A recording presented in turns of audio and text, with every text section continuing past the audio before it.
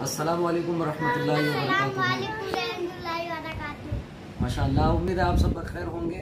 अल्हम्दुलिल्लाह रबी नूर शरीफ का चाँद नज़र आने वाला है और अल्हम्दुलिल्लाह हम लोग तैयारी से बैठे हुए हैं कि रबी नूर शरीफ की चाँद नज़र आए और रबी नूर शरीफ भी मनाना है इंशाअल्लाह। आप सबसे गुजारिश है कि रबी नूर शरीफ की खूब तैयारी कीजिए, भरपूर लोगों को इसकी तरगीब दिलाइए कि घर में परचम लगाएं, कम से कम 12-12 परचम अपने घरों के छतों पर लगाएं, गलियां सजाएं, मोहल्ला सजाएं, अपने घर को सजाएं और ये भी याद रहे कि अमल के ज़रिए से अपने दिलों को भी सजाएं।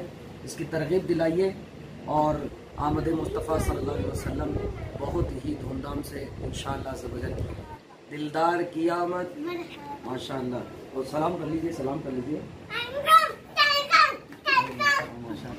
अल्लाह हमें मदीने में भी हाज़िरी नसीब फरमाए, वहाँ का नाम करें।